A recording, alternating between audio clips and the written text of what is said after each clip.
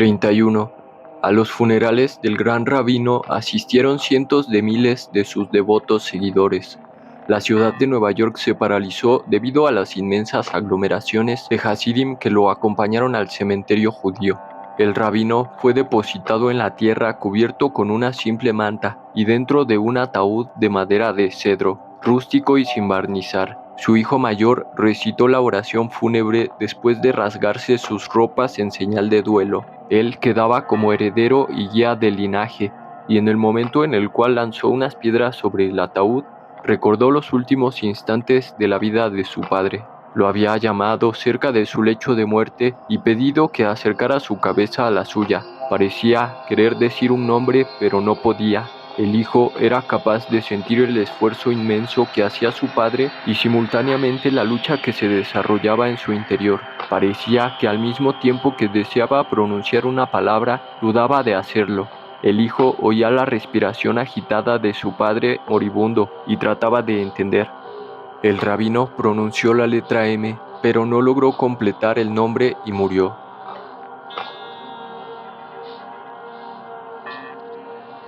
32. Fuera de sus clases en la madrugada, Augusto tenía todo el tiempo libre para pensar, caminar por los bosques que rodeaban Rishikesh o sumergirse en el Ganges helado en las horas de la tarde cuando la atmósfera se caldeaba hasta alcanzar los 40 grados Celsius. En un cuaderno anotaba sus ideas y pensamientos y el contenido de sus sueños. Le intrigaba mucho la relación entre las esferas que había soñado, su carga eléctrica y el hilo superconductor que las interconectaba. No acertaba a descubrir su significado y su relación con el prototipo. Las clases con su nuevo maestro tampoco habían logrado aclararle gran cosa. Se dedicaban a repasar los conocimientos del yoga clásico tal y como los había descrito Patanjali en sus aforismos. Solamente en una lección, Augusto había logrado intuir una posibilidad. Según las enseñanzas, el tiempo y el espacio se podían trascender como si la mente pudiese funcionar como un superconductor interconectando eventos sin resistencia intermedia. Sentado en una orilla del Ganges y viendo las pequeñas olas que se formaban en su interfase con la arena, Augusto de pronto entendió la relación. Era clarísima y acorde con la mecánica cuántica. Entre dos superficies metálicas cargadas con electricidad se producían deformaciones de la latiz. Las esferas de sus sueños y las de las videncias de Petra representaban ese mismo mecanismo. Entre dos superficies metálicas cargadas con electricidad se producían deformaciones de la latiz. Las esferas de sus sueños y las de las videncias de Petra representaban ese mismo mecanismo. El cerebro y sus campos neuronales eran los superconductores que establecían y modulaban la conexión con las esferas. Pero para lograr actuar como un superconductor perfecto y restablecer la conexión, uno debía morirse a sí mismo como en el sueño con Don Simón. Esa muerte del yo era lo que enseñaba el yoga. Augusto se levantó de la arena y volteó a la izquierda. Tres sadhus completamente cubiertos de cenizas hacían abluciones en el Ganges, mientras un ramo de flores amarillas flotando en su superficie era arrastrado por la corriente. 33. Afuera nevaba y un viento suave mecía las copas de los pinos y siseaba al atravesar sus ramas. Dentro de la cabaña, Augusto y Blanca, abrazados sobre un sillón, observaban el fuego brillante y las chispas que despedían los leños de la chimenea. Blanca estaba ávida por oír las aventuras de Augusto en la India y él por contárselas. Había aprendido tantas cosas que no sabía por dónde comenzar su relato. La miró a los ojos y comenzó a hablar. En Rishikesh aprendí a reconocer mis propios estados y a controlar mi mente. Podía concentrar mi atención en un tema u objeto hasta por 30 minutos sin distraerme o divagar. Me volví un experto en una técnica de conocimiento directo denominada samyama, con la cual uno puede penetrar el significado de cualquier ser u objeto conociéndolo en su interior. Pero lo que yo estaba buscando, una técnica apropiada para lograr un manejo generalizado del sistema, no la pude encontrar allí. Un sadhu de larga barba y túnica anaranjada me reveló que en el sur de la India existía un lugar en donde encontraría lo que deseaba. Encontré el lugar después de miles de peripecias. Allí me enseñaron una forma de respirar que pulió a mi mente de todo ruido. Consistía en repetir una frase mántrica en sincronía con una respiración abdominal.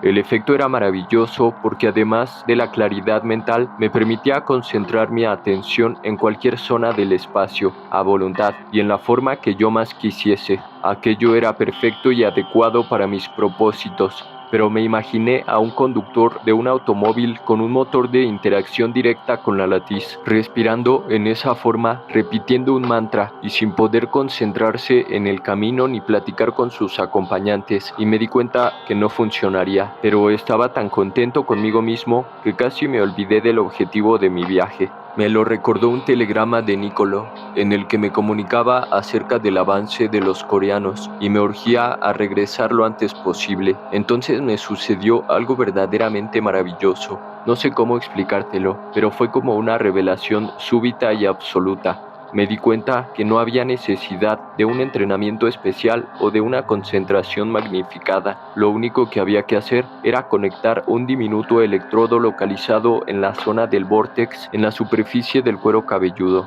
Con el prototipo, algo más sencillo que abrocharse un cinturón de seguridad. La conexión con el prototipo alimentaría al sistema con el cerebro humano en la zona en donde la actividad del mismo se promedia en forma natural.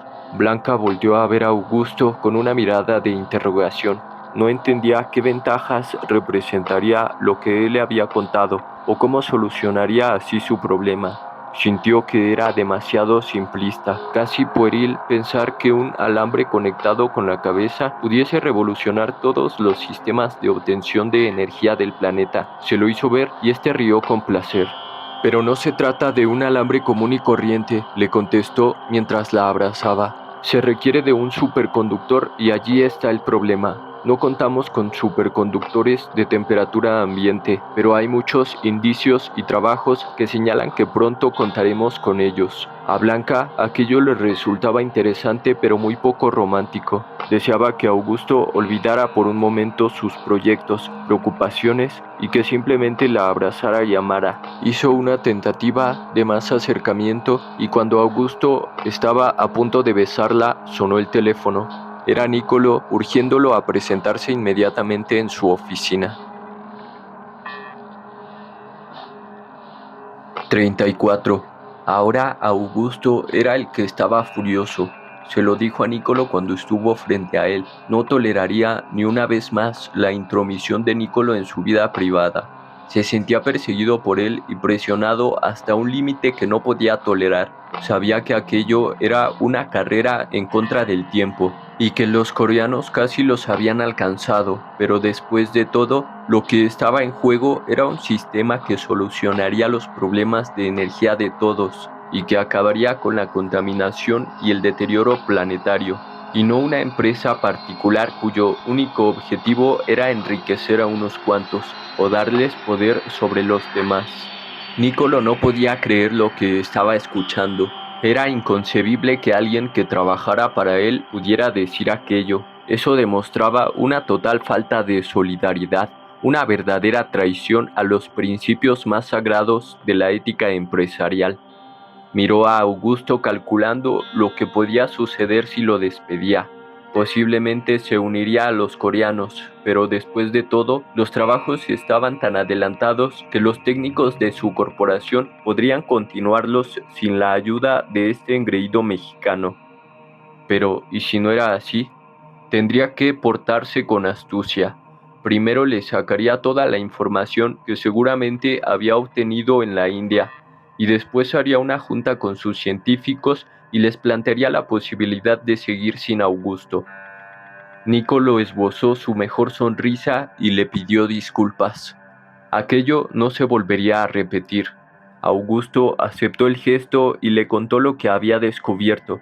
Se despidieron dándose un abrazo y al verlo salir de su oficina, Nicolo se apresuró a telefonear al coordinador técnico del proyecto. 35. Augusto se enteró 2 semanas después. Estaba afuera. Nicolo se lo comunicó a través de un memorándum. Intentó hablar con él, pero todas las puertas estaban cerradas. Se le impidió el acceso a los laboratorios y recibió un cheque con su último pago. Con el dinero compró un boleto de regreso y se reintegró a su puesto original en la universidad. Durante 4 meses se sintió deprimido y herido por los acontecimientos, pero pronto comenzó a recuperarse y decidió seguir solo con el proyecto.